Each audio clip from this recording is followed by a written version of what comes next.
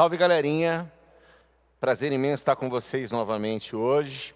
Meu nome é Beto Oliveira, eu sou educador musical, sou educador de percussão afro-brasileira e tambores pelas oficinas culturais municipais aqui de Araraquara.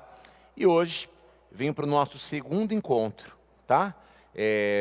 Tem sido muito importante esses nossos encontros para que a gente possa, mesmo à distância, dar continuidade aos nossos estudos sobre a música brasileira, sobre a preservação da cultura afro-brasileira e, em geral, preservar as nossas raízes, ok? Na aula passada, eu falei para vocês sobre um kit básico de percussão, para quem é amante da percussão, para quem é interessado em percussão, que gosta da música brasileira, que não pode escutar um batuque em nenhum lugar, um tambor, que já fica inteirinho arrepiado. E eu falei sobre o pandeiro, eu falei sobre o tamborim e falei sobre o chocalhinho de mão, que são instrumentos fáceis de você adquirir, fáceis de você carregar, né? Qualquer bolsinha eles cabem. E para quando você não, se você já estiver tocando percussão, ou for um estudante de percussão, ou for um afim, né, um interessado em instrumentos de percussão, você tira da bolsa, saca da bolsa naquele churrasco de família, naquele almoço de família, e as pessoas vão curtir junto com você essa sonoridade. Bom, hoje eu trouxe alguns outros materiais aqui para vocês, para aquelas pessoas, né, aqueles estudantes que não têm a condição, olha, financeira de ir até uma loja. A gente sabe que a gente está vivendo um momento difícil, mas eu morro de vontade de aprender a tocar percussão, de tocar alguns instrumentos. Então, hoje eu vou dar para vocês aqui algumas diquinhas básicas do que pode ser substituído de maneira barata, praticamente de graça, para que vocês possam começar a explorar, né, timbres e identidades musicais dentro das suas próprias casas, ok? Quando a gente trata de materiais não convencionais, dentro da música brasileira em geral, e em especial dentro da percussão, a gente diz que a gente está trabalhando com materiais alternativos. Na verdade, no nosso caso, percussão alternativa, né? Eu desenvolvo um trabalho muito legal com algumas turmas na cidade há alguns anos, trabalhando com latas, com galões, enfim. Mas hoje eu trouxe coisinhas básicas para que vocês possam ter um pouquinho mais de noção sobre essa troca fácil que a gente consegue realizar para que a gente possa estudar também. Maravilha? Bom, olha só. Eu tenho um instrumento em minhas mãos aqui, eu não gosto de fazer propaganda, né, porque os patrocinadores não me pagam, mas é uma caixinha de fósforo. Vocês vão falar para mim, mas professor Beto, uma caixinha de fósforo, o que você vai fazer com uma caixinha de fósforo? Pois bem, tá? Vamos lá, as peculiaridades da caixinha de fósforo. Essa caixinha de fósforo, ela está com palitos, tá? Normalmente ela não pode estar cheia. Essa caixinha ela não está cheia, mas eu vou tirar mais alguns palitos dela daqui, para que ela funcione e tenha a mesma função de um chocalho de mão, como eu mostrei para vocês na primeira aula, tá?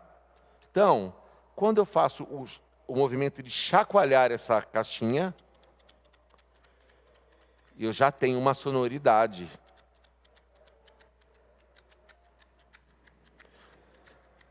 Ó, da mesma maneira que eu mostrei para vocês, e vou mostrar o comparativo dessas sonoridades, ó.